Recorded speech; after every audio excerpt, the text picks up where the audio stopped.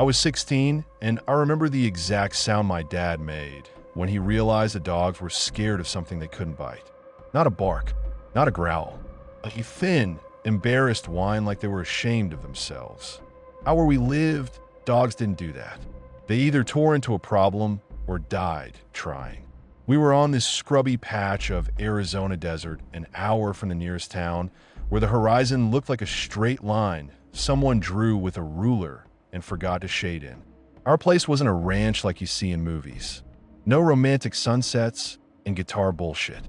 It was a farm in a way only desperate people farm a place that doesn't want to be farmed. Goats, a few hardy crops, the kind of irrigation you keep patched together with duct tape and swearing. The land hummed all the time, wind through creosote, insects sizzling like electricity, distant train thunder rolling through the night like a warning you eventually stop hearing. That night, the hum felt wrong, like someone had put a hand over the speaker. I'd been rinsing grit off my arms at the sink, catching my own face in the dark window over it. No reflection really, just the suggestion of me laid over the black yard. I heard the dogs first. 3 of them, Ranger, Mutt, and Daisy, all working dogs, all teeth and muscle. They usually patrolled the fence line like tiny sheriff deputies, barking their heads off at coyotes, javelina, bobcats, anything dumb enough to come close. Now they were pressed against the back door like somebody had beaten them. Their noses were shoved under the crack. Their bodies were hunched. They wouldn't look at me. They stared past me. At the yard. "What's your problem?" I said, trying to sound annoyed instead of nervous. Daisy turned her head, just enough for me to see the whites of her eyes. She let out that whine again, low and wet, and then she froze. My brother, Aaron, came in from the mudroom, wiping his hands on his jeans, flashlight already in his grip like he'd had it out before I even said anything. "They doing it again?" he asked. "Again," I said. He nodded toward the yard without looking at it. "Since sundown. Won't go past the steps. Dad said leave him. Let him calm down. That's the thing about living with someone older than you. You think you're sharing a reality until you realize they've been having an entirely different conversation without you." My stomach turned. "Why didn't you tell me?" "Because you freak out," he said like it was simple math. "And Mom's already." "Yeah, Mom's blood pressure." I wanted to slap his mouth for saying it like that. Like our mom was a fragile thing we kept on a shelf.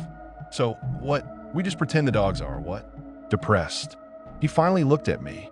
The porch light made him look pale. "Just don't open the door." That should have been enough. I opened the door. Not wide, just enough to feel the outside air. A slice of cold desert night slid in, smelling like dust and creosote and something else that didn't belong, like pennies left in a wet palm. The dogs didn't bolt like they wanted to escape. They didn't bark like they wanted to protect us. They pulled back, deeper into the kitchen, nails skittering on tile. Ranger actually turned in a circle like he couldn't decide which direction was safest, then pressed himself against the cabinet and trembled. The yard was empty. Just moonlight, fence posts, goat pens in the distance like dark boxes. The irrigation pipes glinted faintly. No movement, no eye shine, no animal silhouette. But the silence felt intentional, like the desert was holding its breath. Aaron shoved the door shut with his shoulder hard enough that the latch snapped. "What the hell is wrong with you?" "Did you smell that?"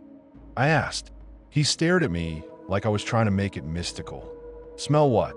"I don't know," I said, and hated myself for not having the words. Like metal. You're imagining it." "I'm not." He started to say something else, then stopped, because from outside, faint, too faint at first, came footsteps on gravel. Not fast, not sneaking, just walking. Aaron's eyes went to the window over the sink. Mine followed. The yard was still empty. The footsteps came closer anyway. Ranger began to gag. Not vomit gag, like he was trying to cough something up that wasn't there. Then the footsteps stopped right at the porch steps. And I swear on everything I've ever loved, something breathed on the other side of the door. Not a snuffle like a dog, not a pant like a coyote, a slow inhale through a mouth that understood how to sound human. Aaron whispered, "Don't move." We stood there, both of us not breathing, listening. And then came a voice. Soft, familiar, too close to the door. Honey, it said. My mom's voice. I felt my brain try to do this desperate little flip where it makes it normal. Where it says, oh, she must have come out here. She must have. But my mom was in bed. She'd been in bed for an hour, headache and all, the little blood pressure machine on her nightstand like a tiny monitor in a hospital room. Erin's face went slack. The voice came again, gentle and confused, like she was looking for us. Boys, what are you doing? My skin tightened all over, every hair standing up. The dogs made no sound at all now. Even their whining stopped, like they didn't want whatever was outside to know they were alive. Erin leaned in close, lips barely moving. Don't answer. I didn't answer. I couldn't. The voice sighed, right on the other side of the wood. Open the door, honey. It's cold. It wasn't cold. It was Arizona. Even at night, the air clung warm to your skin like a hand. Erin's flashlight was still in his grip. He lifted it like it was a weapon, aimed at the door as if light could punch through it. The voice shifted like whoever was out there leaned closer, and it got wrong. Not in the words, in the shape of it. Open the door. Each word separated, flat, like someone hitting piano keys. Erin's hand flew out and gripped my wrist hard enough to hurt. He mouthed, upstairs. We backed away, step by slow step. The dogs crawled with us, bellies low, their eyes fixed on the door like it might explode inward. The voice didn't follow us through the house. It stayed at the door, repeating itself softly now, almost apologetic. Honey, honey, open the door.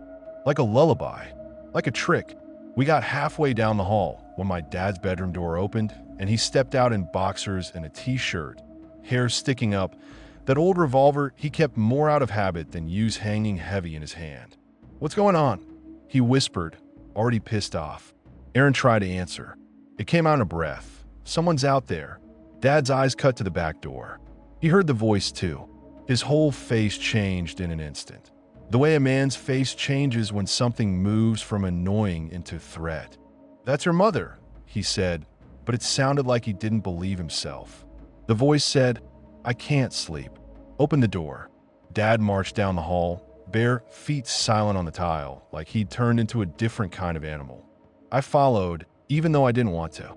Erin followed because he'd rather die than let me be the only witness to it. Dad stopped with his hand on the deadbolt. He didn't unlock it. He leaned in close like he could smell through the crack. Linda, he said, barely audible. The voice softened instantly, sweet as syrup. Yeah, baby. Dad's jaw clenched. He looked back at us. Where's your mother? In bed, Erin whispered. She's in bed, Dad. Dad stared at us for a beat too long, like he needed to see if we were lying. Then he said louder, Linda, why are you outside? The voice hesitated, and in that hesitation, in that tiny pause, I heard something else behind it. A second sound, like a throat clearing, but not human. Like wet cartilage shifting. Then the voice said, I'm outside because you locked me out. Dad's eyes went cold. He lifted the revolver, aimed at the door like he might shoot through it. Linda, if you're inside, answer me. The voice turned sharp. Answer me. That wasn't her. That wasn't her, and my dad knew it, and the air in the hallway felt like it was getting sucked away. Then, from upstairs, muffled through the ceiling, came my mother's real voice. Ed, she called groggy. What's all that noise? Dad's face tightened like he'd been punched. The voice at the door went perfectly still. No more honey, no more sweet, just silence. We stood there listening, waiting for it to rage, to bang, to run. Instead, the footsteps started again, walking away from the porch. Slow, casual, as if whatever it was had gotten what it wanted, confirmation. Dad didn't move until the footsteps faded into the yard. Then he yanked the deadbolt open and swung the door wide. Revolver raised, flashlight beams snapping out into the night. Nothing. The yard empty. The desert open and black. But that metal smell rushed in again, strong enough to make my eyes water. And for a second, As the flashlight beam swept across the gravel, I saw a set of prints. Not paws, not boots, bare feet, too long, toes splayed like someone had learned to walk wrong. And then, right beside them, pressed into the dust like the thing had changed its mind halfway through being a person, a huge canine track. My dad's face went slack in a way I'd never seen. Not fear exactly, more like his brain trying to reject the image. He slammed the door, locked it, and he stood with his back against it like he was holding it shut with his body. My mother came down the hall wrapped in a robe, hair wild, the blood pressure cuff still on her arm like a hospital bracelet. What happened? Dad's voice was too calm. Nothing. Go back to bed. She blinked. I heard you call my name. I didn't, Dad said. Aaron cut in, too fast, too angry. Someone was outside. Dad turned on him like a switch flipped. Shut up, Dad. I said shut up. Dad's voice stayed low, but it carried weight like a rock. Your mother doesn't need that. Mom stared between us, reading the room like she always did, picking up on the smell of adrenaline even if she didn't know the source. Ed, she said softly. Tell me. Dad swallowed. I watched his throat move. Dogs got spooked. That's all. Mom looked down at the dogs curled against the cabinet, still trembling, eyes huge and wet. Spooked by what? Dad didn't answer. He just said, you too. Bed. Now. Aaron bristled. We're not kids. Dad's stare pinned him. You want to be a man? Then do what I say. Aaron looked like he wanted to throw something. He didn't. He stormed off down the hall anyway, because even he knew arguing wasn't going to make the thing outside less real. I went with him because staying alone in my room felt worse than sharing the fear. He shut the door hard. The walls were thin. We could hear my parents talking in low voices on the other side of the house. The kind of talking that's mostly pauses. Aaron sat on his bed, elbows on his knees, flashlight still in his hand. It sounded just like her. I know, I whispered. He shook his head over and over. It sounded exactly like her. That's not possible. It is, I said, my voice cracked. We just heard it. He looked up at me, eyes shining with something like anger at the universe. No, there's got to be an explanation. A person, someone messing with us. Who drives an hour into the desert to stand at our door and pretend to be Mom? I snapped. He flinched, then stood up and paced. I don't know. A tweaker. A drifter. You know there's weirdos out here. Not like that. He stopped pacing and leaned close, his face inches from mine. Then what? A skinwalker? You wanted to be a damn skinwalker. I don't want it to be anything. I hissed back. The word hung between us anyway. Skinwalker. The kind of story you hear out here in half jokes at gas stations. The kind of thing old men say with a straight face when they've had 2 beers too many. We weren't on Navajo land, not technically, but the desert doesn't care about your maps. Aaron shoved his hand through his hair. We didn't even tell Dad about the tracks. What tracks? I said, and immediately regretted it because his eyes narrowed like he couldn't believe I'd missed it. Yesterday, he said, by the fence line, big tracks, like a dog but wrong, like it was walking, and then he stopped, jaw flexing. I didn't tell you because you'd freak. I felt my stomach drop. So this has been happening. He nodded once, sharp. Dog's been acting weird all week. Dad thinks coyotes, but coyotes don't talk. We didn't sleep. Not really.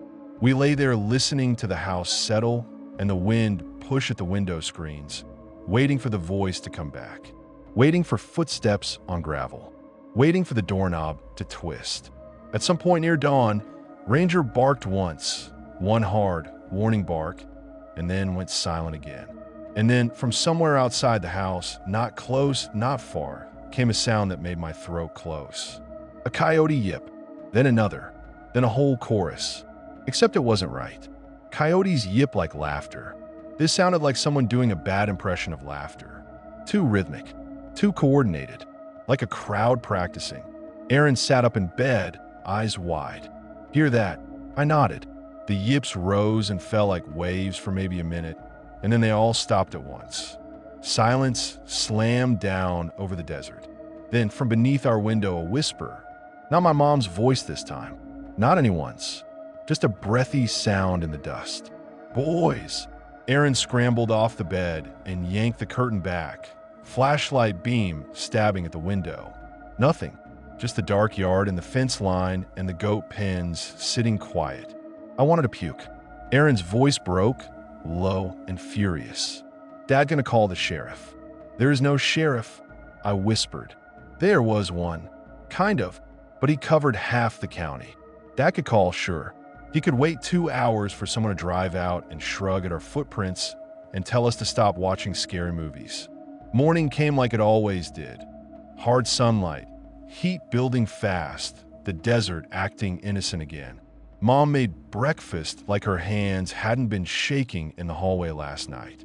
Dad ate in silence, eyes fixed on the window over the sink like he expected it to talk back. The dog stayed inside.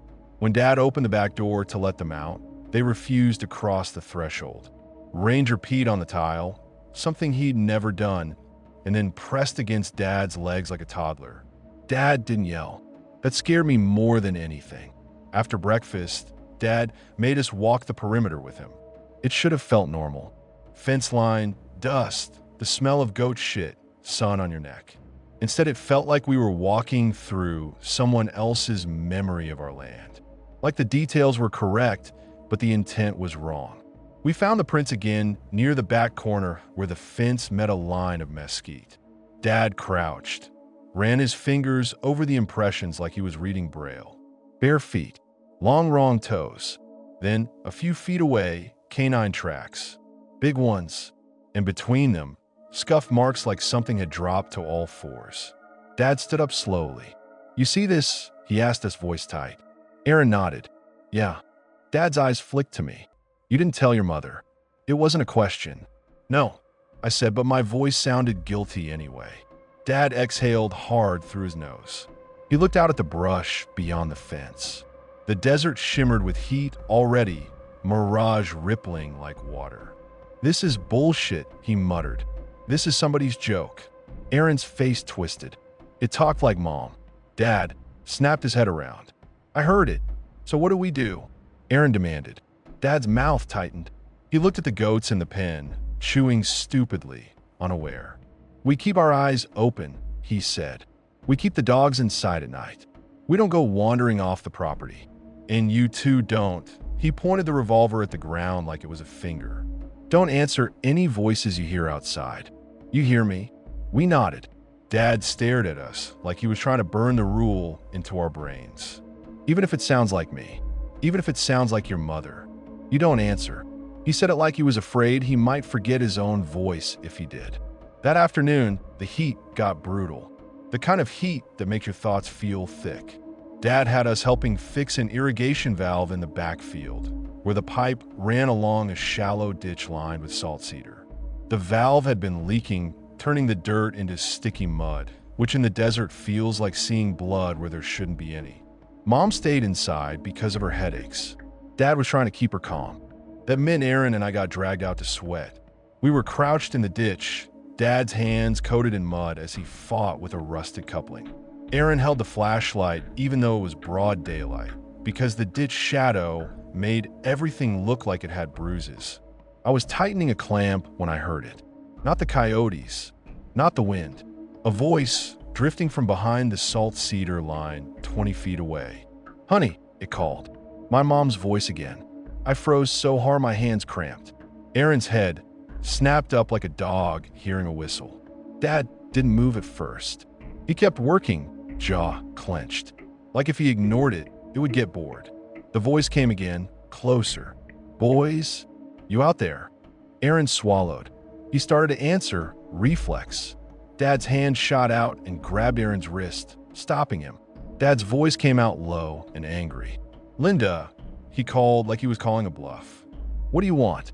Silence. The salt cedars rustled with a little breeze. Leaves whispering. Dad stood up, wiping his hands on his jeans. He looked at me and Aaron. His eyes said stay. He walked toward the bushes anyway, revolver in his hand now, held down along his thigh. He pushed aside the branches. Nothing. Just dirt. Just heat shimmer. Just flies. Dad stared into that empty space a long time. Then he turned back to us, face set.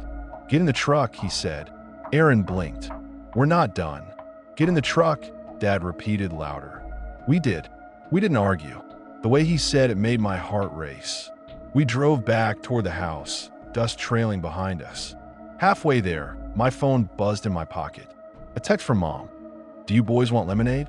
My blood ran cold, because if Mom was texting me from the kitchen, she wasn't out in the salt cedars calling for us. I showed Dad the text. He didn't look surprised. He looked like he was trying not to crack. When we got back, Mom was in the kitchen exactly where she said she was, making lemonade, acting normal. Dad kissed her forehead like he was checking she was solid. I watched her mouth move while she talked and kept hearing that perfect copy out by the bushes. My mom had little quirks when she spoke. She'd catch on certain consonants. She'd hum without realizing it when she was thinking. The voice out there didn't do any of that.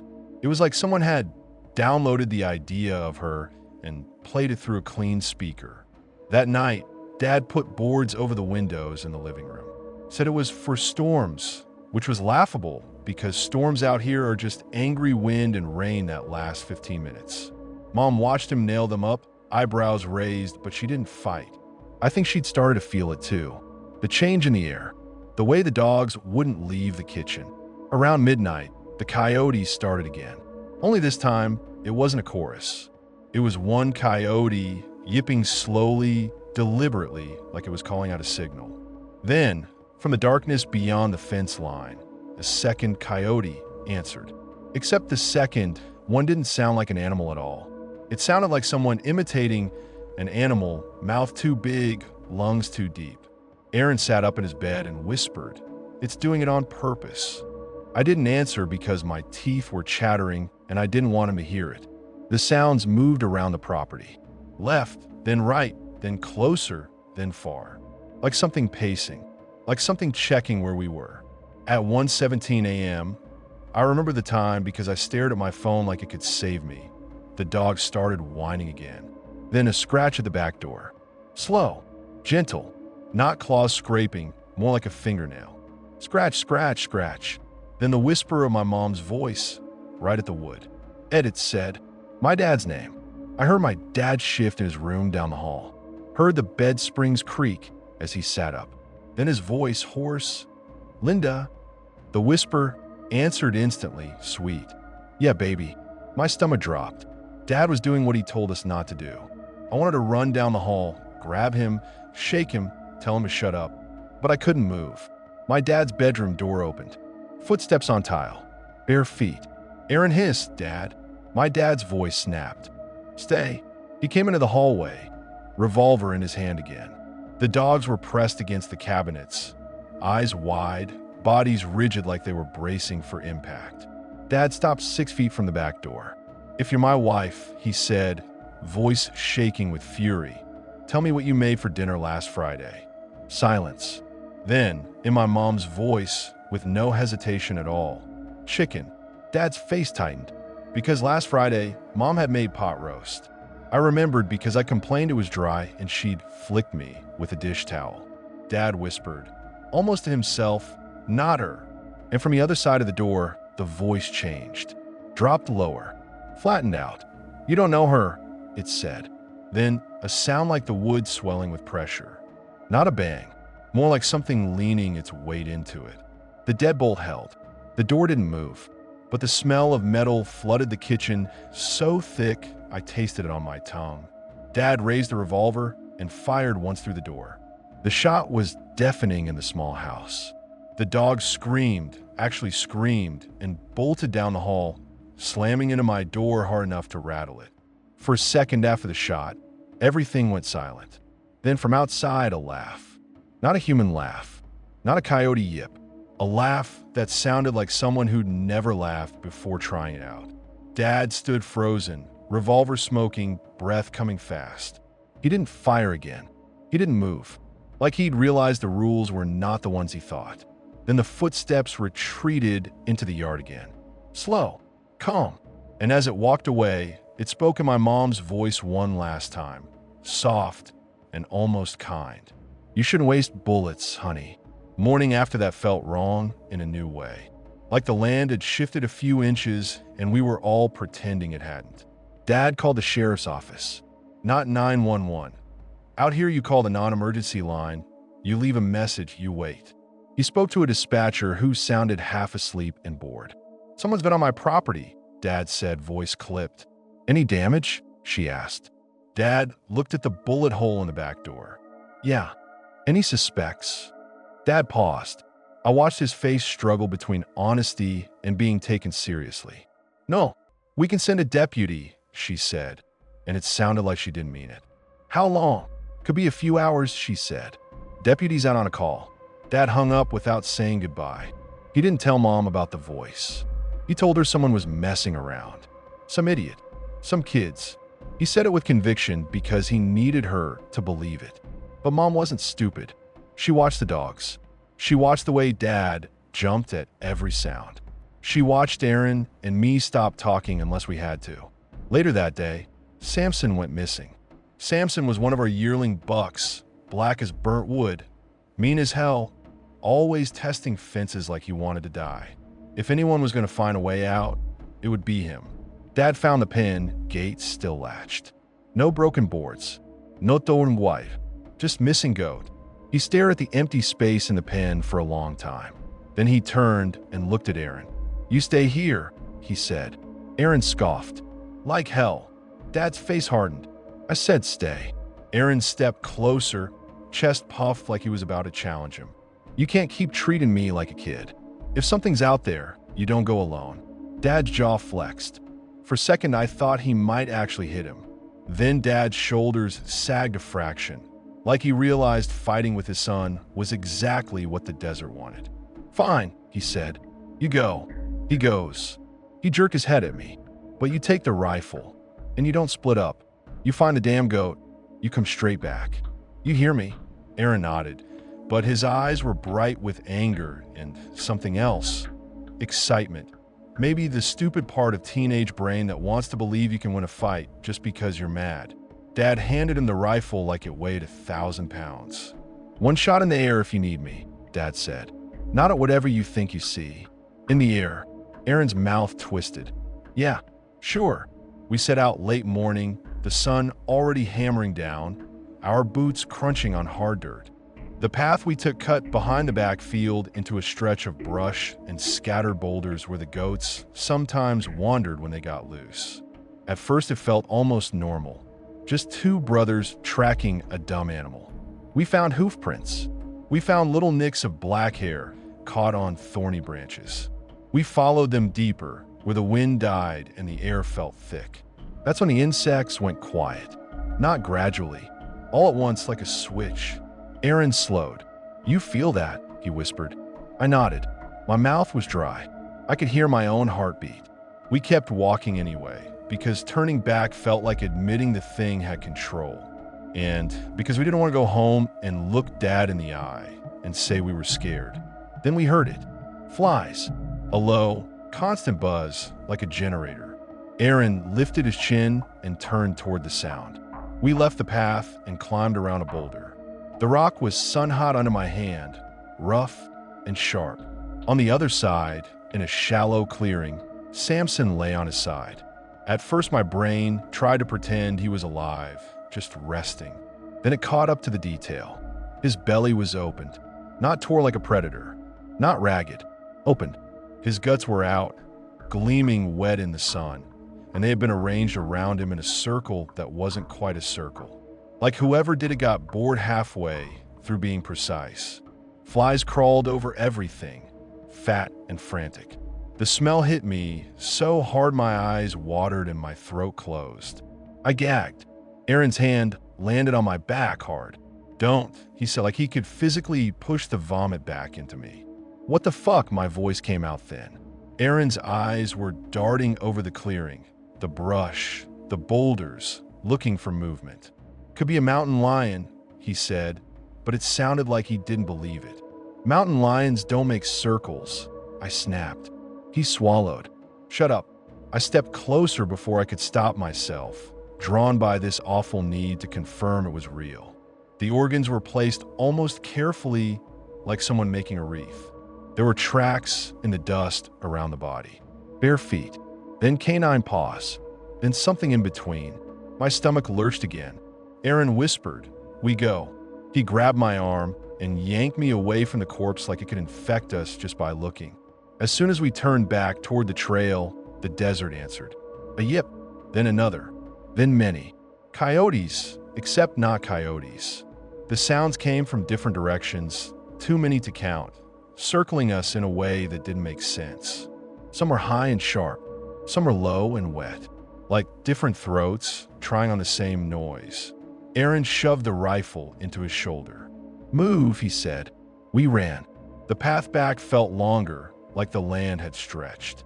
The yips followed, not chasing exactly, more like herding, shifting around us to keep us angled the way they wanted. "Don't stop," Aaron hissed through clenched teeth. "I'm not." I started, but then I saw movement. Ahead, on a boulder beside the trail, something rose out of crouch. At first glance, it looked like a woman. Long black hair, slim frame, something draped over her shoulders like a pelt.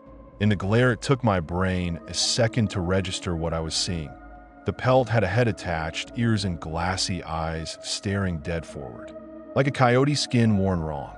The figure's arms were lifted slightly, elbows bent, fingers gray. Not dirt gray, ash gray, like they'd been dipped in cold fire. A feather was tied around one forearm, fluttering faintly. It tilted its head, watching us run. Then its mouth opened, and the sound that came out wasn't a yip. It was every yip at once. A chorus blasted from a single throat. It hit my ears like pressure, like being underwater. My vision went blurry at the edges. I screamed. I couldn't help it. Aaron swung the rifle up, stumbling as he ran, and yelled something I didn't catch. The figure moved, not like a person jumping down, like a puppet being yanked. It dropped from the rock and landed too lightly, knees bending wrong. Then it unfolded forward onto all fours in one fluid motion that made my stomach twist, like its bones didn't have to negotiate with joints the way ours do. It sprinted. Fast. Too fast. It didn't crash through brush. It didn't kick up dust. It just flowed over the ground, closing the distance like the space between us was being erased. Aaron fired. The rifle cracked. The recoil shoved him backward. The shot echoed off rock. The figure didn't fall. It did something worse. It leapt dash. It vaulted over the trail in front of us, landed in the brush ahead like it knew where we were going, like it could read the path we were about to take before we took it. Then it stood up again, half person, half animal, and turned to face us. Its mouth moved, and the coyote chorus poured out again. But under it I heard words, almost hidden. "Come here," it said in my mom's voice. My legs nearly gave out. Aaron grabbed me by the shirt and yanked me forward. "Don't listen," he shouted, but the sound felt far away, like my ears were full of water. The figure cocked its head again, the pelt's dead eyes staring. Aaron fired a second time. This time the figure jerked, a twitch like something had finally connected. It spun and vanished into the brush with no rustle, no snap of branches. Just gone. We didn't stop running until we could see the house. We burst into the yard, lungs tearing, sweat stinging our eyes. Dad was already outside, like he'd felt the land tighten. He had the revolver in one hand and a shovel in the other, because Dad always did that, half practical, half furious. Aaron shouted, breathless, "It's out there." Dad's eyes flicked over us, searching for blood. "Where's the goat?" "Dead," I croaked. "It's someone." Aaron shoved past me and pointed back toward the brush. "I hit it," he said, voice shaking with adrenaline. "I hit the son of a bitch." Dad's face went hard. "You shoot at it." Aaron hesitated, and that was answer enough.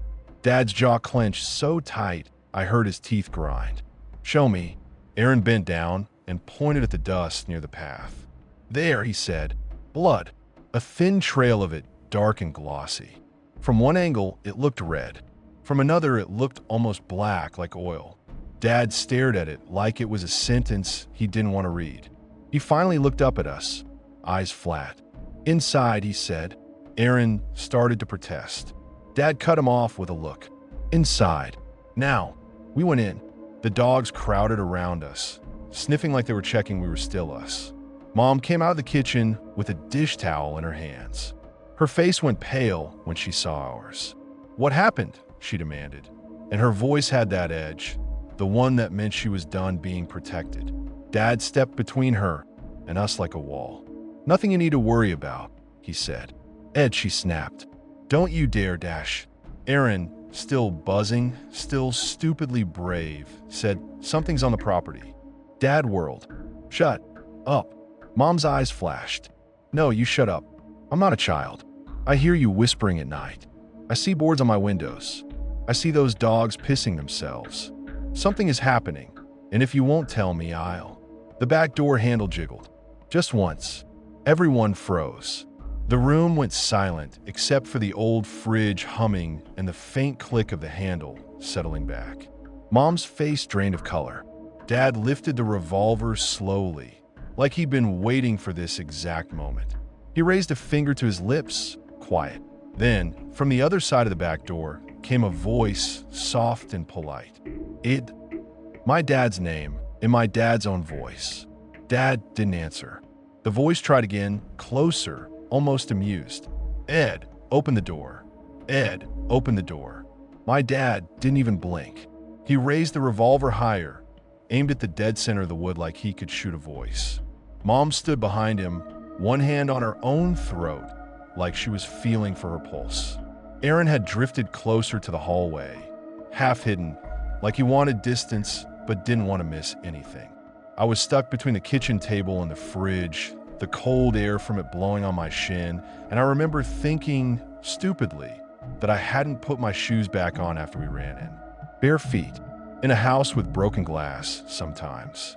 That's where my brain was. Anything but the door. The voice came again, still my dad's voice. But not right. My dad's voice had a rasp, like his throat always had dust in it. This was too smooth, too even. Ed, it said softer, coaxing. Come on, I need you. My dad's jaw worked like he was chewing words. He didn't answer. He didn't ask questions. He'd already learned that was what it wanted. Mom, though, Mom couldn't stand not knowing. She stepped forward, just a half step, and I felt my stomach drop like I'd watched someone lean over a cliff. Who is that? She demanded. Dad snapped without looking back. Linda, don't. But she was already locked on the door, eyes wide, face pale. Who's out there? She repeated louder. The door handle jiggled again. Slow, careful, like fingers testing if the lock was real. Then the voice turned into my mom's voice, so perfectly it made my skin crawl. Linda, it called through the wood, like it was tired of the game. Open it. It's your husband. Mom's mouth opened, and for one terrifying second, I thought she was going to do it. Not because she believed it, because she couldn't stand the not knowing, the pressure, the confusion. Because she'd lived her whole life solving problems, and this problem sat on our porch and smiled. Aaron moved faster than I'd ever seen him move. He grabbed her around the waist and dragged her back like she was a piece of furniture. She let out a strangled gasp, more offended than afraid. Let go of me, she snapped. Dad spun then, eyes blazing, and hissed at Aaron, take her to the bedroom. Now, Mom fought. She actually fought, elbowing Aaron, twisting because that's who she was. The dogs started whining again, low and miserable, and Ranger began to scratch at the hallway like he wanted to burrow into the floorboards. Mom's voice broke for the first time. Ed, what is happening? Dad's mouth trembled. Go, he said. Please. That please did it. Mom went stiff, like she finally heard the fear underneath everything he'd been doing. Aaron hauled her down the hall, still half carrying her because she kept trying to twist back. Dad kept the gun on the door. I stood there, useless, watching him breathe. The voice outside went quiet. Then, as if it was leaning close, it said in my dad's voice again, light and cruel. She doesn't know you like I do. Dad's finger tightened on the trigger. The revolver clicked, just the smallest sound, but the hammer didn't fall. I realized, with a hot rush of dread, he'd used one too many bullets. He didn't have infinite. Dad didn't lower the gun, though. He held it there like a promise. A soft scraping sound came from the porch, like something crouching, like nails dragging along wood. Slow, patient, and then the voice, my mom's voice again, gentle as a bedtime story, said, "Just let me in and I'll stop." My dad didn't answer. The scraping stopped. The footsteps moved away. Not running, not sulking, just walking off into the desert like it owned the night. Dad stayed frozen for a long time after the sound disappeared, like if he moved, it would hear him. When he finally lowered the revolver, his arm shook. He looked at me like he'd forgotten I was there. "Lock the front," he said. "What?" My voice came out cracked. "The front door," he snapped. "Lock it. Chain it. Window latches. Everything." I did it.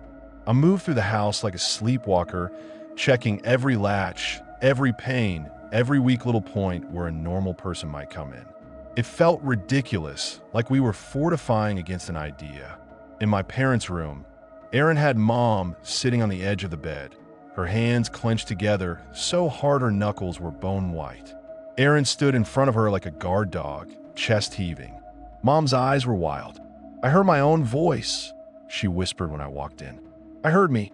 Dad came in behind me and shut the door. He didn't lock it, like a locked door inside a locked house mattered, but he shut it anyway. Mom looked up at him. "Ed, tell me." Dad's shoulders sagged. The fight drained out of him all at once. He looked older than he had that morning. "There's something out there," he said quietly. Mom gave a shaky laugh like she'd been waiting for a normal sentence. "What? Like a person?" Dad didn't answer. That was the answer.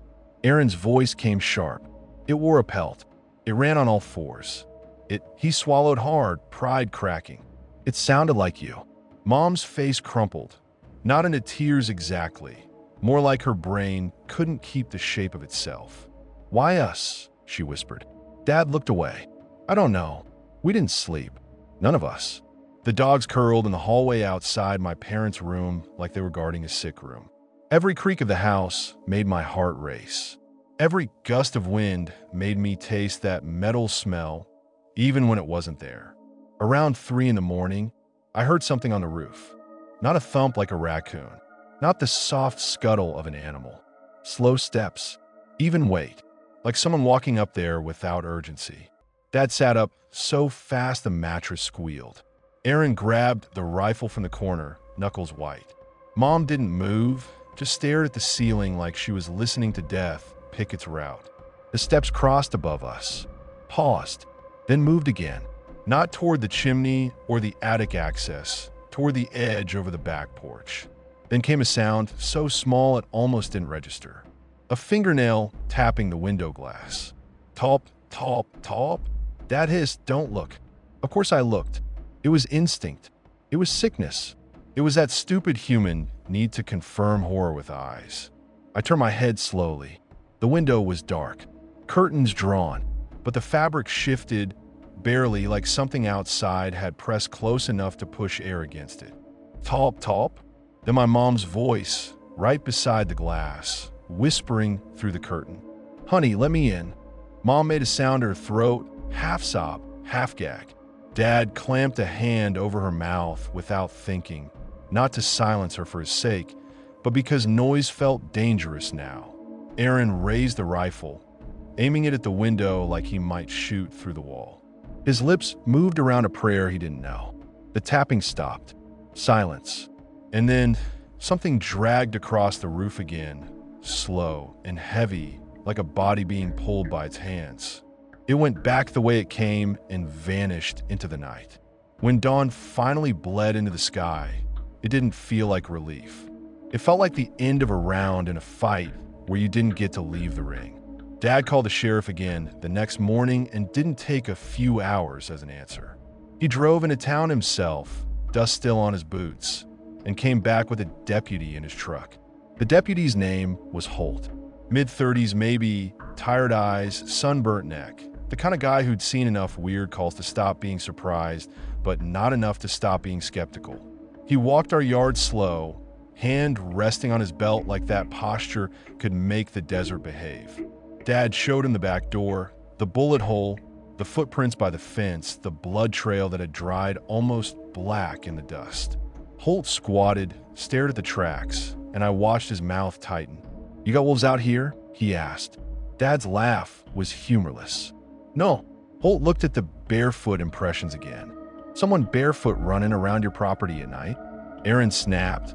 "It wasn't someone." Holt glanced at him like he'd already decided Aaron was the problem. "You see someone?" Aaron opened his mouth. Dad cut him off hard. "We heard a person. We saw tracks. We had livestock killed." Holt stood up, brushing dust off his hands. "All right, livestock. You said goats." Dad nodded. "One missing. Found it torn open." Holt's eyes flicked to the brush beyond our fields, the scrub and rock that stretched out like a sea of thorns. "Show me." We drove out to where Samson had been.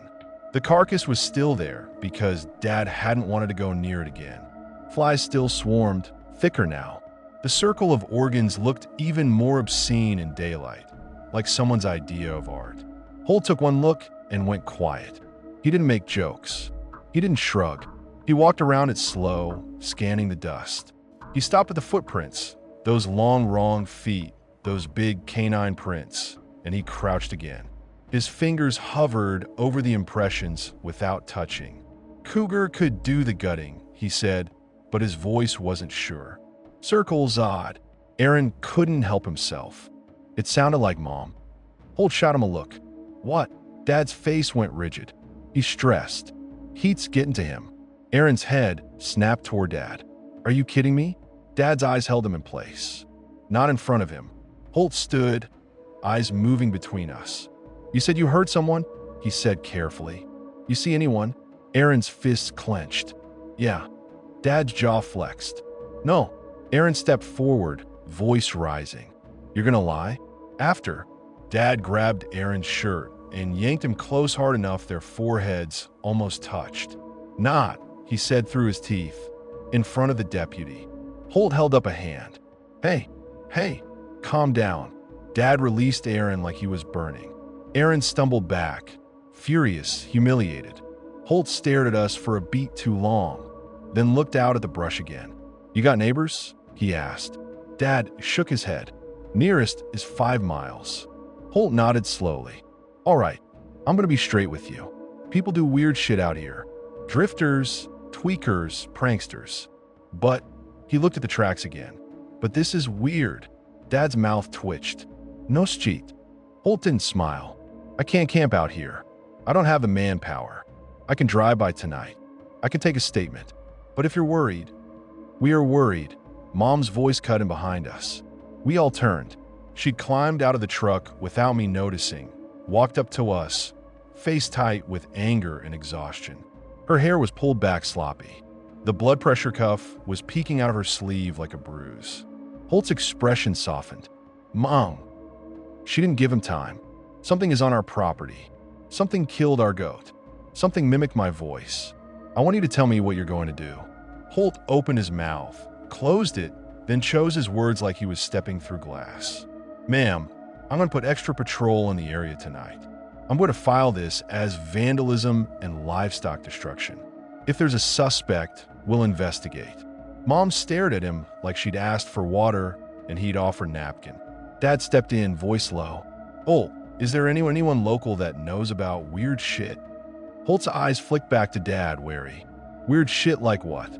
Dad swallowed. For a second, he looked like he was going to say the word, like he was going to name it, but he didn't. Holt sighed. "There's an old guy in town, runs the hardware store. He'll tell you stories. Everybody out here has stories. Doesn't mean they're true." Mom's voice went sharp. "And if it comes back tonight?" Holt hesitated. "Call in. Don't go outside. If you see someone, don't confront them." Aaron let out a bitter laugh. "Yeah, great." Holt's eyes hardened. "Kid, I'm not your enemy." Aaron snapped back. "Could have fooled me." Dad's hand slammed down on the truck bed. "Enough." We drove Holt back to the house. He took photos of the tracks and the door. He made notes. He gave Dad his card and told him to call if anything happened. Then he left, his truck kicking up dust that hung in the air like smoke. The second he was gone, the house felt smaller. Aaron exploded the moment the front door shut. "You lied." Dad spun on him. "I protected this family. You made me sound crazy. Dad jabbed a finger at Aaron's chest. You keep talking like that, and they'll lock you up for real. You want that? You want your mother dealing with that? Mom stepped between them, voice trembling. Stop. Both of you. Stop. Aaron's eyes were wet with rage. It's gonna come back, he said. And we're just supposed to sit here and hope a deputy driving by sees it? Dad's face hardened. We're not hunting it. Aaron's mouth curled. Why not? Dad's voice dropped into something dangerous. Because you don't hunt things that don't play by the rules. That shut Aaron up for half a second. Then he said, softer, so what do we do? Dad looked at Mom, then at me, then back at Aaron. His eyes were bloodshot. He looked like he hadn't slept in days. We leave, he said. Mom's eyebrows shot up. What? Dad's jaw flexed. We leave. Not tonight, but soon. Mom's face changed, hurt first, then anger. And we built this. Dad cut her off. It's a damn farm. Linda, it's goats and pipes and dirt. It's not worth, his voice cracked. He swallowed hard. It's not worth you. Mom's eyes filled. She looked away like she didn't want us to see it. She wiped her face with the back of her hand, furious at her own body. Aaron's voice was small now. Dad exhaled hard. Until then, we locked down at night. Nobody goes outside after dark. Nobody answers any voices. Not even if it sounds like he stopped, throat working. Not even if it sounds like yourself. That afternoon, Dad buried Samson without letting us watch. He didn't want us near the circle again. He dragged the carcass with the tractor like it was a sack of trash and dug a hole too deep for the flies. He didn't say a word while he did it, just worked with the kind of anger that isn't loud. Aaron and I stayed by the house. The dogs stayed inside, panting, staring at corners like they expected something to peel out of shadow. As the sun fell, the air cooled, and that dread crept back in like it had a schedule. We ate dinner in silence. Mom didn't touch her food. Dad barely chewed. Aaron kept flicking his eyes to the windows like he was daring the night to show itself. I kept thinking about Samson's organs laid in that messy ring and how it felt like a message I couldn't translate. At dusk, Dad checked every lock twice. He set chairs under the doorknobs like it was a damn horror movie. He put the revolver on the kitchen counter where everyone could see it. Mom watched him, arms crossed. You really think a chair is going to stop it? Dad didn't look up. Stops a person. And if it's not a person? Dad's hands paused. He looked at her. His eyes were raw. Then we'll know. Mom's mouth tightened. We already know. Night hit hard. No moon. Just stars like pinholes in a black sheet. The coyotes started around 11. At first it sounded normal, distant, scattered yips. Then it shifted. It became too close, too coordinated, like last night's chorus was warming up again. Ranger began to whine. Daisy hid under the table. Mutt paced, nails clicking on tile. Dad sat in a chair, facing the back door with the revolver in his lap, like a soldier. Aaron sat on the couch with the rifle across his knees, jaw clenched, eyes bright. Mom sat rigid, hands clasped so tight they shook. I sat on the floor against the wall because I didn't know where else to put myself. The yips moved closer, circling, then quiet, the kind of quiet that makes your ears ring. Something stepped onto the porch. Wood creaked under weight. Then the doorknob turned.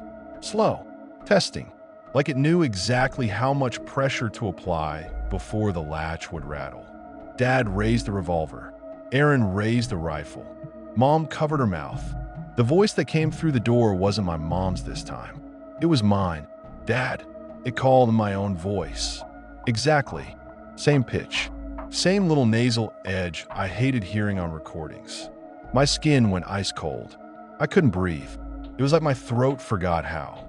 Aaron's eyes snapped to me wild. The voice came again, closer, louder, urgent. Dad, I'm outside. Open the door. Mom let out a sound like she'd been punched. Dad's face twisted, like every protective instinct in him tried to rise at once, and he had to wrestle it down. Aaron hissed, "Don't." The voice got desperate, and it was so perfect it made my eyes burn. "Please," it cried. "Please, I'm scared.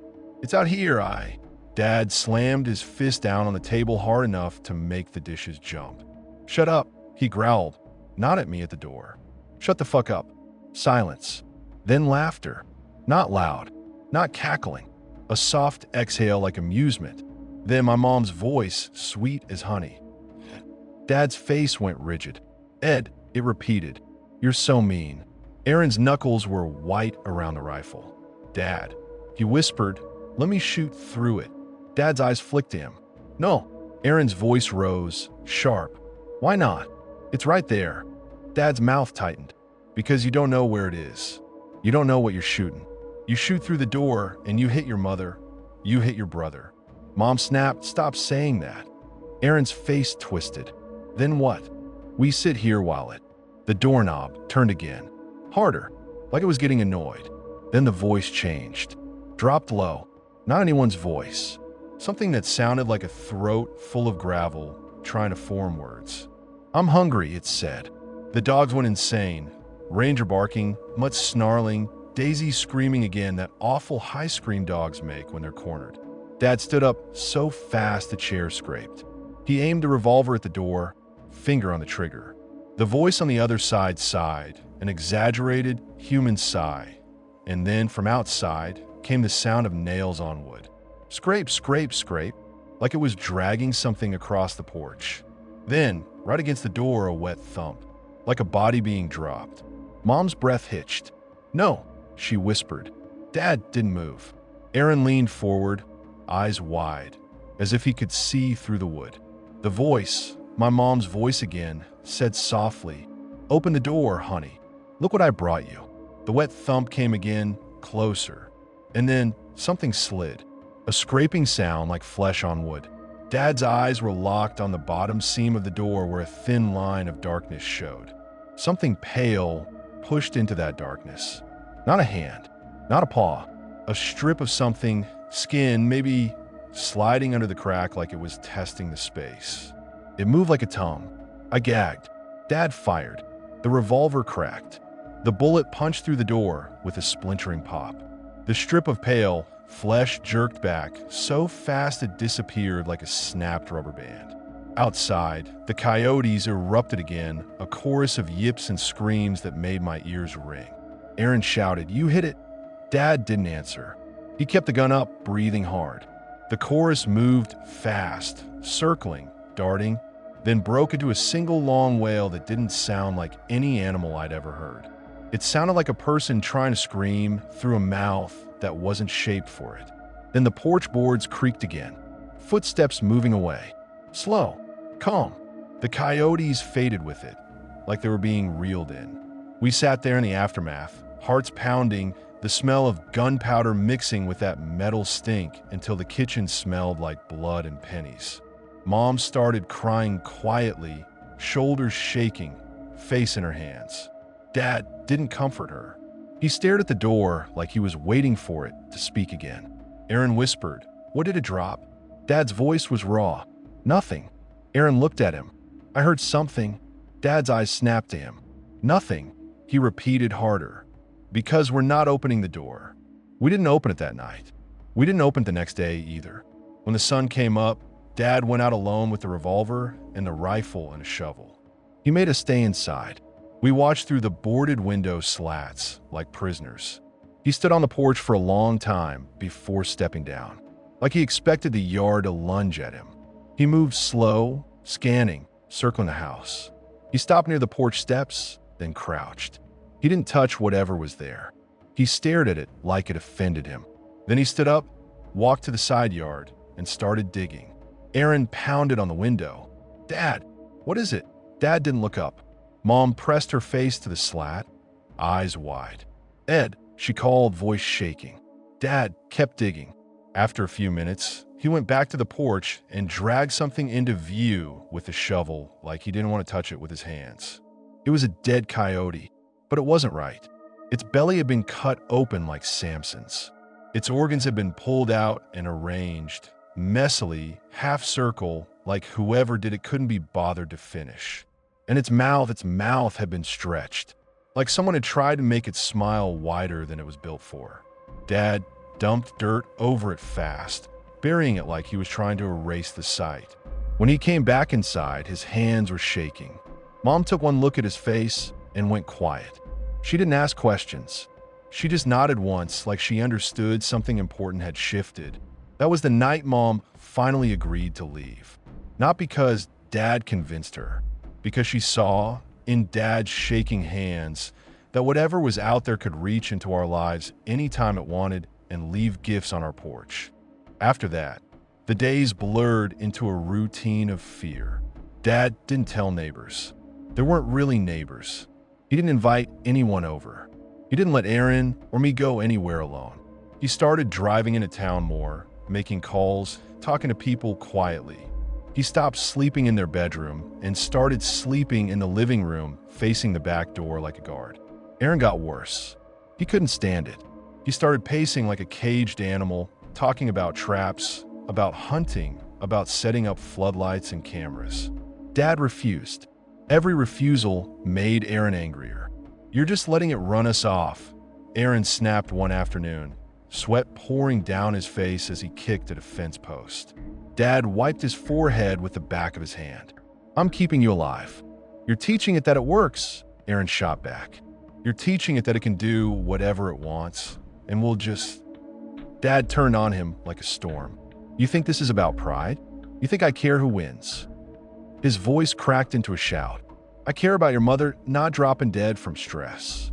I care about you not being found in a goddamn circle like that goat." Aaron flinched like he'd been slapped. Dad's voice went low, vicious. "You want to fight it? Then you go out there at night alone and answer it when it calls your name." Aaron's mouth opened, closed. He looked away, jaw working. I watched them and felt this awful split inside me. Part of me wanted Dad's calm, his plan, his control. Part of me wanted Aaron's rage, because rage felt like movement, like we weren't helpless.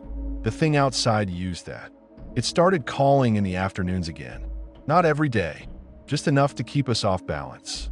We'd be working in the yard and hear my mom's voice from the brush. "Honey, come here." Or my dad's voice from behind the barn. "Boys, I need you." Or Aaron's voice from somewhere it shouldn't be. "Hey, over here." Every time, it was too perfect. Every time, it lacked the little human errors, the breath, the hesitation, the way real voices break on emotion. Dad started making us respond only with prearranged phrases. Not to the voice, never to the voice, but to each other. "You hear me?" he'd ask. And we'd answer, "I hear you." "If I call you, what do you do?" "Come to you," Aaron would mutter. "And if you hear me call you from outside, don't answer," I'd say, and my throat would tighten like a hand was squeezing it. Mom started wearing her blood pressure cuff all day. The machine would beep and she'd stare at the numbers like they were a countdown. The goats grew restless. They'd bunch up in the corner of the pen at night, eyes wide, bleating softly like they could sense the thing pacing beyond the fence. Sometimes we'd hear hooves kicking at the boards like they were trying to climb out. The dogs stopped going outside entirely after dark. Even during the day, they'd move as a pack, never separating, noses constantly testing the air. A week after the coyote on the porch, Daisy disappeared. She was there at breakfast, laying by Mom's feet, head on her paws. By lunch, she was gone. The back door had been opened at some point. Not forced, not broken, just open. Dad tore the house apart looking for her, shouting her name until his voice went hoarse. Aaron sprinted the perimeter, rifle in hand, checking the fence line for holes. There were no holes, no tracks leaving, just one set of long, bare footprints in the dust right outside the back steps, toes splayed like someone had stood there listening. Mom sat at the table, hands shaking around a glass of water she couldn't drink. "Where is she?" she whispered. Dad didn't answer because he couldn't. Aaron came in sweating, face wild. "We're not leaving her." Dad's eyes flashed. "We are not going out there." Aaron slammed the rifle down on the counter. "She's a dog, Dad. She's our dog." Dad's voice went raw. "And you're my son." Aaron's eyes filled, furious. "So that's it? We just let it take whatever it wants." Dad's mouth trembled. "I can't lose you," he whispered. And it was the first time I'd heard him say it like that. Not as an order, as a confession. Aaron stared at him, breathing hard, torn between rage and the fact that his father just admitted fear. Mom made a small sound. We all looked at her. She was staring at the window over the sink. Her voice was barely audible. Listen. We listened. Outside, faint, drifting from somewhere beyond the fence line, came Daisy's bark. Once, then again. Short, sharp, exactly like her. My blood turned to ice. Aaron moved toward the door on instinct.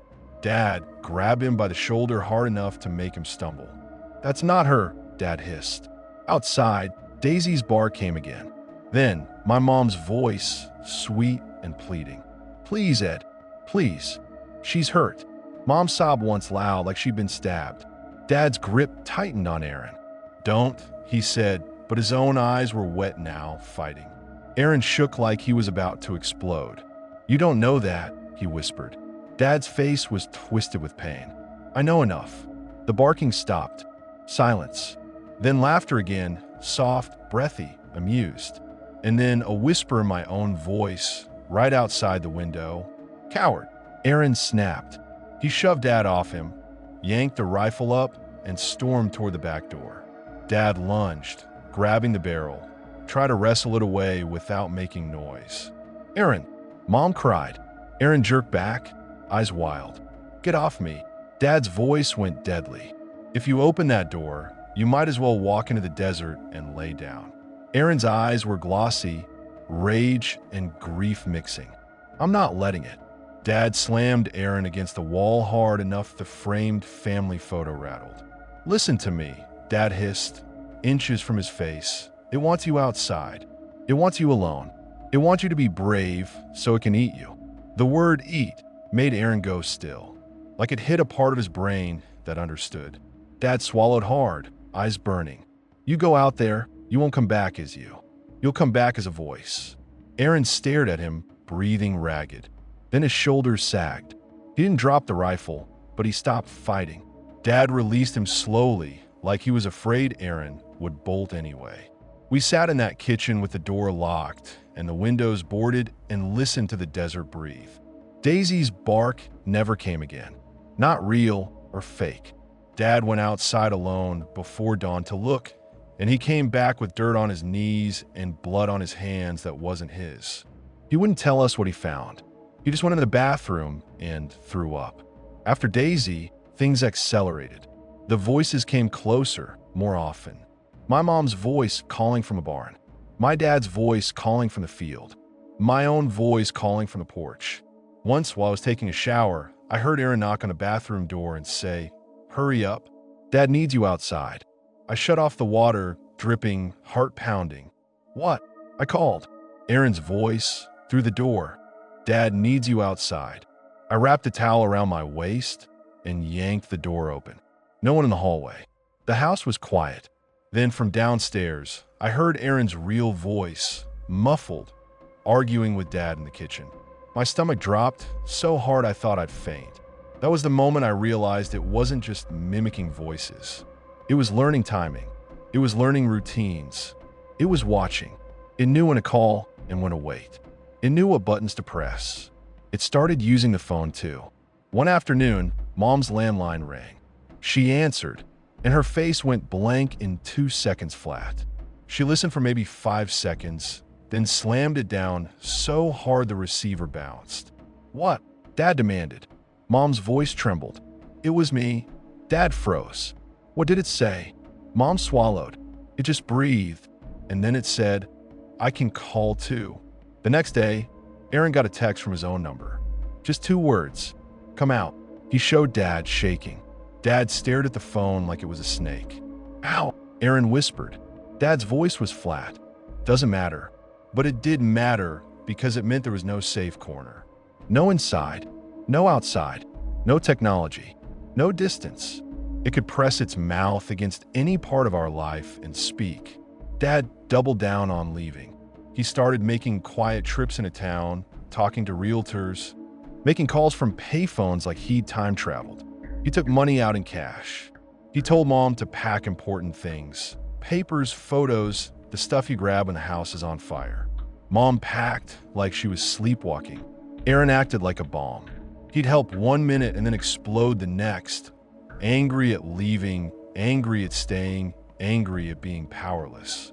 You think it'll stop if we move? He snapped one night as he shoved clothes into a duffel. Dad didn't look up from taping a box. I think it's tied to this land. You don't know that, Aaron said. Dad's tape ripped with a harsh sound. No, he admitted quietly. I don't. But I know this. It knows this place. It knows where you sleep.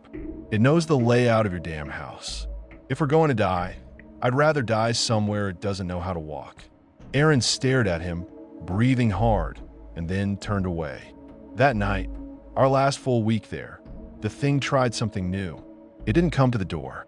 It came inside. I woke up to the smell first. Metal. Strong. Like someone had spilled blood in the hallway. I sat up in bed, heart already racing. The house was quiet, but it wasn't the normal quiet. It was thick, loaded. Then I heard it. A soft shuffling sound in the hallway. Bare feet on tile. I froze. My brain tried to tell me it was Dad, or Mom, or Aaron going to the bathroom. Then my bedroom door handle turned. Slow. Careful. I hadn't locked it. We didn't have locks on our interior doors. The door creaked open a few inches. A sliver of hallway darkness cut into my room. And through that sliver, a whisper in my own voice like someone speaking right into my ear. Don't scream. My whole body went cold. The door opened wider, an inch at a time. I couldn't move. My limbs felt full of wet sand. A shape stood in the gap. Not fully in my room, just enough to block the hallway behind it. It was tall, too tall. The air around it smelled like pennies and damp fur. And then, from down the hall, Dad's voice thundered. Get out. The shape jerked back like it had been yanked. It didn't run. It folded, sank, moved in a way that wasn't human. Dad's footsteps pounded toward my room. Light flashed, his flashlight beam slicing through the dark. The shape was gone. Dad burst into my doorway, revolver up, flashlight shaking. His eyes found me sitting frozen on my bed. You okay? He barked. I tried to speak. Nothing came out. My throat was locked. Dad's face twisted. He scanned the hallway again, then moved into my room, shutting the door behind him like that could help. He crouched in front of me, his face pale in the flashlight beam. Did you hear it? He whispered. I nodded, finally, jerky. Dad swallowed hard. His hands were shaking. It opened the back door, he whispered, like he couldn't believe the words. My stomach dropped. It what? Dad's eyes flicked toward the hallway, listening. Chair was moved, he said. Lock was still on. But the door, his mouth tightened. It was open.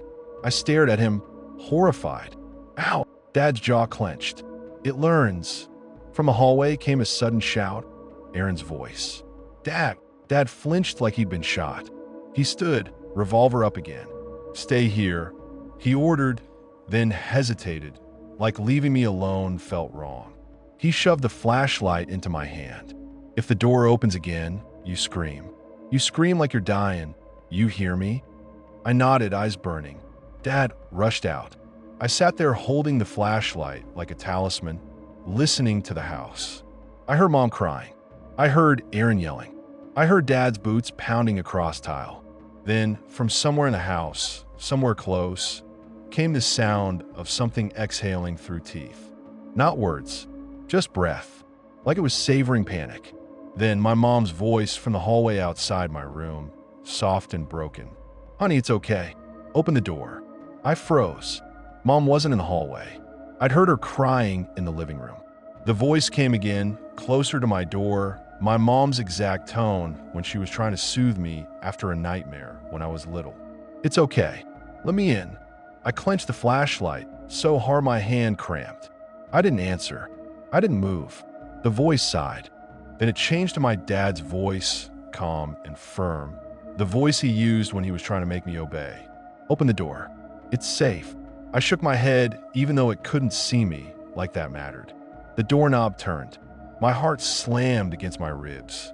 I raised the flashlight beam at the door like light could stab through it.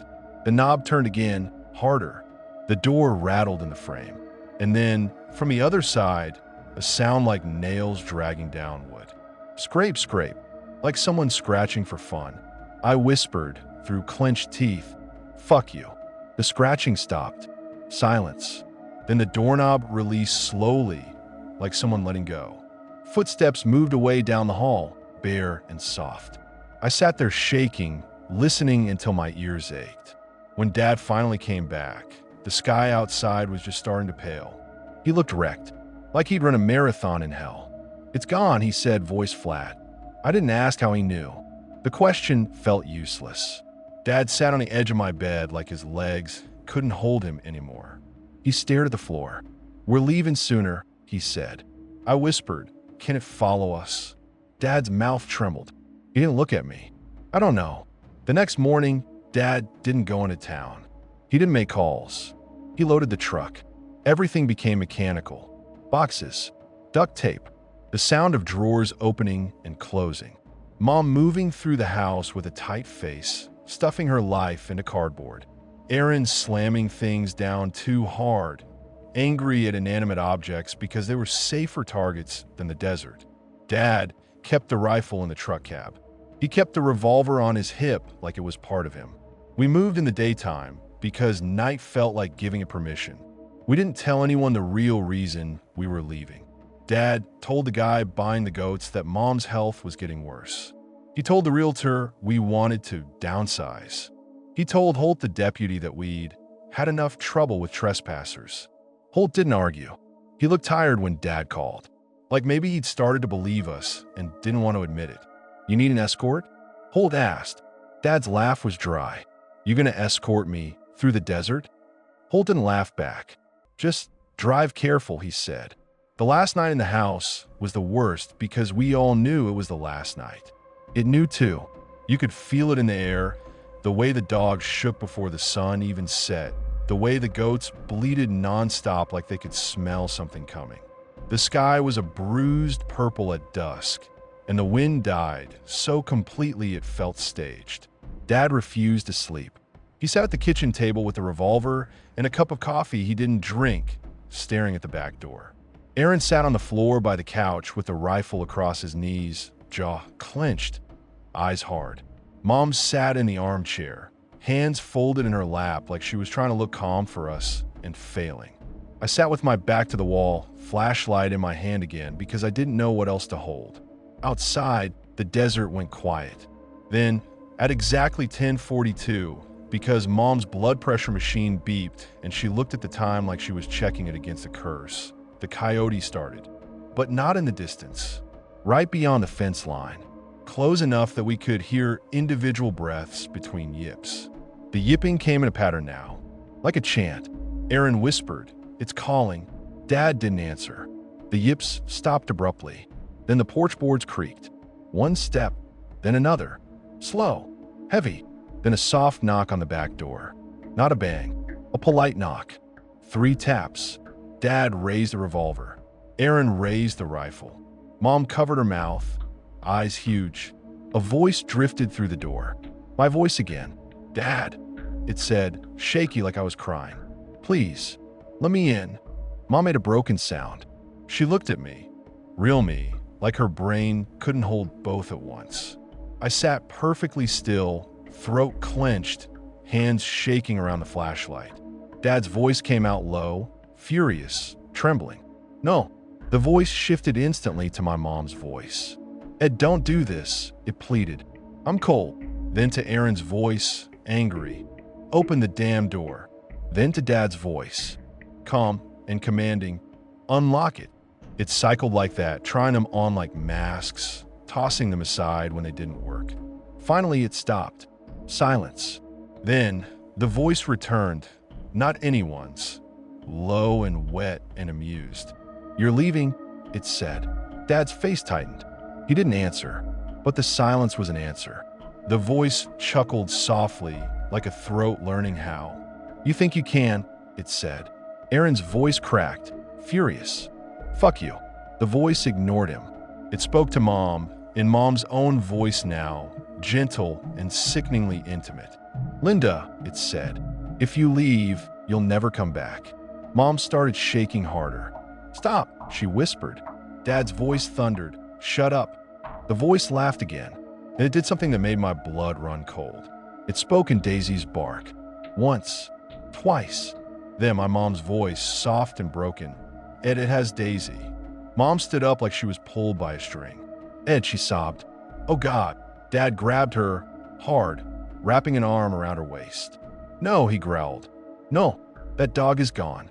Mom fought him, slapping at his arm, eyes frantic. "You don't know that." Outside, Daisy's bark came again. Too perfect, too crisp. Then a whine that sounded like pain. Mom screamed. It ripped out of her raw, terrified.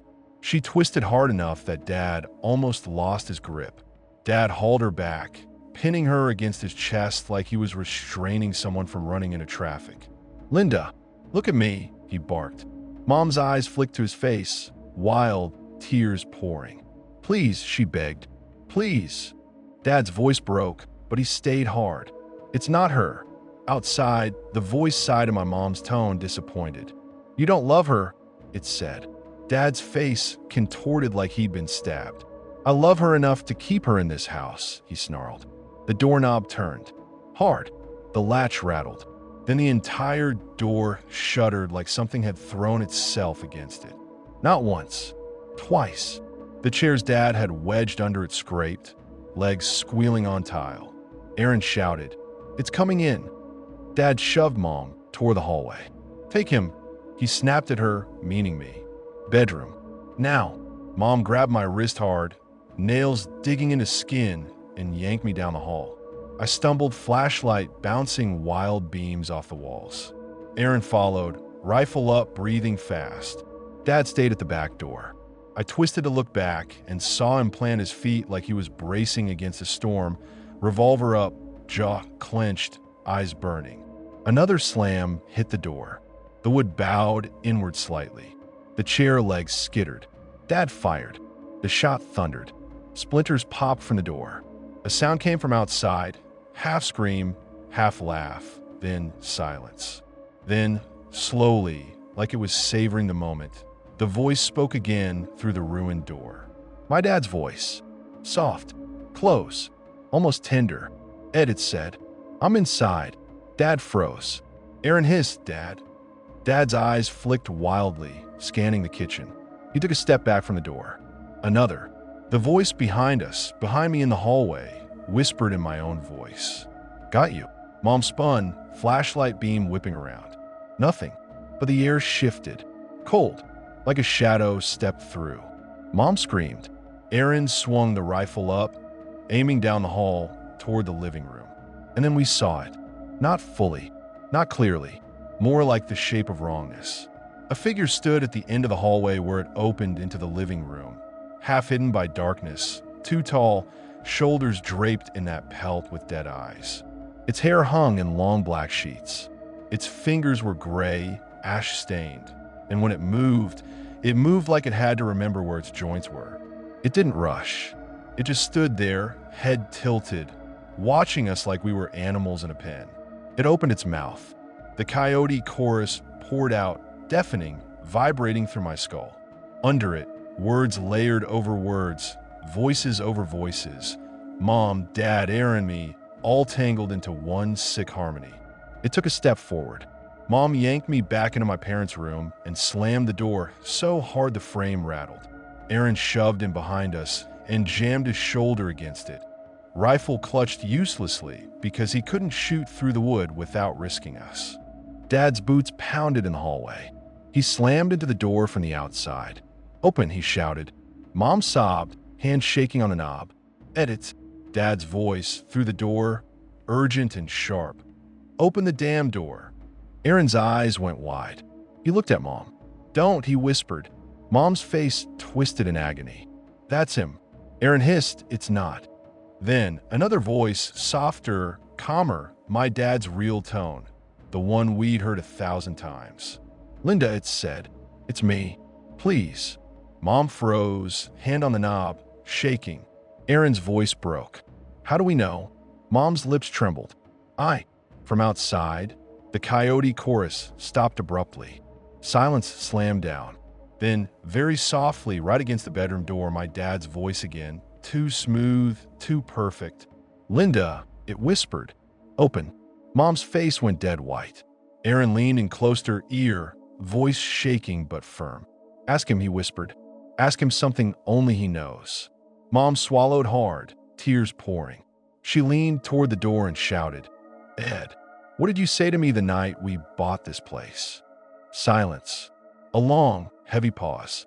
Then through the door, my dad's voice answered, and it was wrong in a way that made my stomach drop. I said, "It'll be fine." Mom's face crumpled, because the night we bought the place, Dad had stood in the driveway with his arm around her and said, "This land's mean, but it's ours, and I'll die before I let anything take it from you." Dad's real voice would have remembered that like a prayer. The voice outside sighed, annoyed. Then it changed tactics. From the hallway came Dad's real voice, muffled, strained, like he was farther away now, like he was being dragged. "Linda," he shouted. "Help me." Mom screamed, "Ed." Aaron's eyes went wild, torn apart. Another thump hit the door. Not a slam, more like a body hitting it from the other side. Dad's real voice cried out again, closer. "It's got me." Mom's hand flew to the knob again. Aaron grabbed her wrist, desperate. "No." Mom screamed at him, hysterical. "Let go." Aaron shouted back, "It's lying." Then, from the hallway, came the sound of something heavy being dragged. Scrape, scrape, and Dad's voice cut off abruptly like someone shoved a hand over his mouth. Mom sobbed and collapsed her knees. The bedroom door handle turned. Slow, careful. The wood creaked as something leaned in. Then my dad's voice, low and intimate, right on the other side. "Open the door, honey. I'm bleeding." Mom pressed her hands to her ears like she could block it out. Aaron held the rifle up, shaking, aiming at the door like he could will the bullet through the right thing. I whispered, "Dad." No answer. The handle stopped turning. Silence. Then a single, soft laugh. And footsteps moving away. Dad's real voice didn't come back. For a long time, we just sat there in the bedroom, shaking, listening to the house settle like nothing had happened. The silence was worse than the noise because silence let your imagination fill in the gaps. And my imagination was now a rabid animal. Finally, we heard Dad. His boots. Fussed. Real. Coming down the hall. He slammed into the bedroom door. "Linda," he barked. "Open up." Mom flinched, terrified. Aaron whispered, "Ask." Mom's voice trembled. "Ed, what did you say the night we bought this place?" A beat. Then Dad's voice, raw and furious. "Jesus Christ, Linda, this land's mean, but it's ours. Now open the door before it comes back." Mom scrambled up and yanked the door open. Dad stumbled in, sweaty, eyes wild, revolver shaking in his hand. There was blood on his forearm, dark, smeared, not pouring. A scratch? A cut? I couldn't tell. He slammed the door behind him and shoved a dresser against it like he expected it to burst in. Mom grabbed his face in both hands like she was checking he was real. "Are you?" Dad shook his head fast. "It was in the house," he panted. "I saw it. I saw it in the hallway. I fired in it." He swallowed hard, eyes darting. It moved like smoke. Aaron's voice was shaking. "Where'd it go?" Dad stared at him. "Out. Back door. I don't know how. It was just gone." Mom pressed her forehead to Dad's chest and sobbed. Dad held her tight, shaking too. Aaron stood there like he'd aged 10 years in 10 minutes. I sat on the bed, flashlight still in my hand, and realized my fingers had gone numb from gripping it. We stayed in that bedroom until dawn. When the sun finally rose, Dad didn't hesitate. He didn't make coffee. He didn't check the yard. He just said, "Load the truck." Now, we loaded like our lives depended on it because they did. Boxes went in with no organization. Clothes in trash bags. Photos thrown in a tote. Mom didn't care about dishes. Dad didn't care about furniture.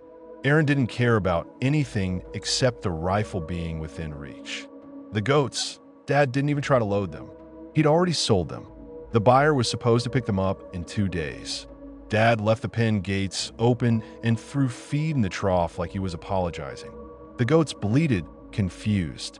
One of them pressed its head against Dad's leg like it didn't understand why he was leaving. Dad pushed it away gently.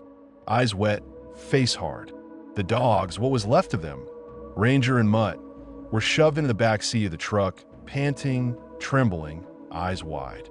They'd lost Daisy, and they knew it. They stared at the farmhouse like it was a mouth.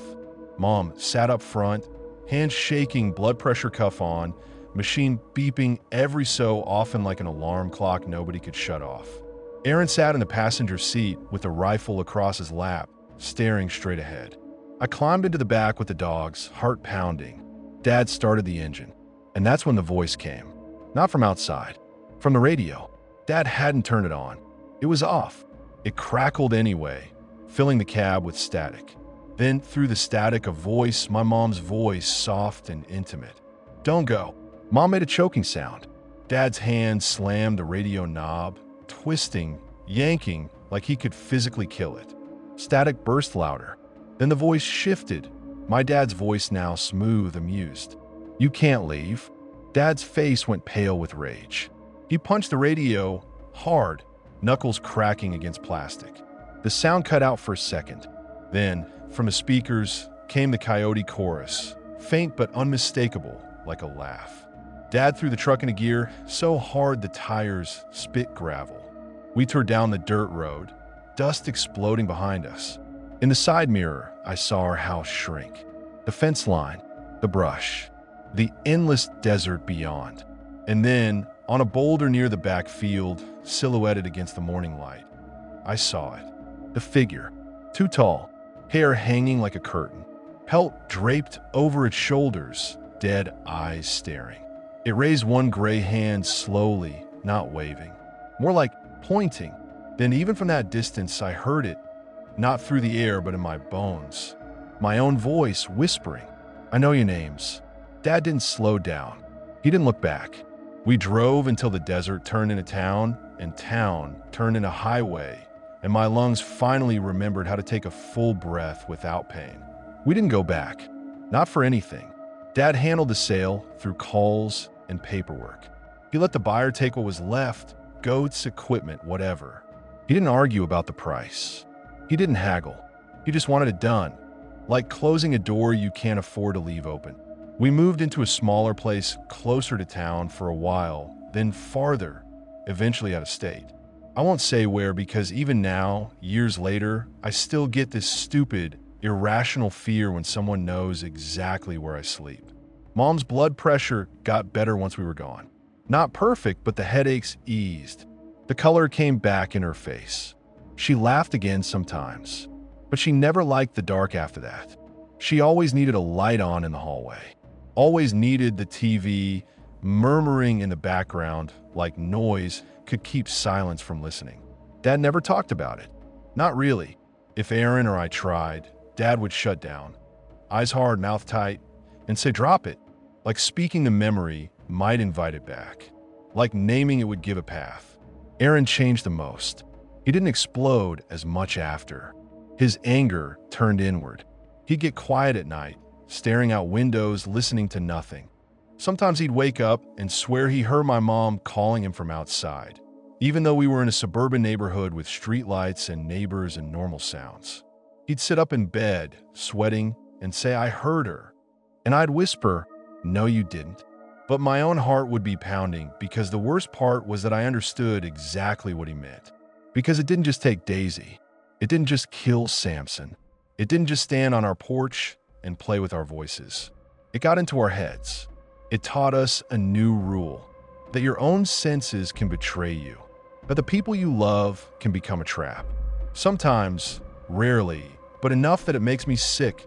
I'll be alone somewhere quiet, like a parking lot late at night, and I'll hear my mom's voice say my name from behind a car. Or I'll hear Aaron laugh from the wrong direction. Or I'll hear my dad's voice, calm and commanding, telling me to come outside. And even though I'm an adult now, even though I live far from the Arizona desert, my body still reacts the same way it did at 16. I freeze. I don't answer. I wait, listening for the little flaws that make a voice real, the breath, the hesitation, the tiny cracks. And if it's too perfect, if it's too clean, I walk away without looking back. Because some things don't need your attention to hurt you. They just need you to open the door.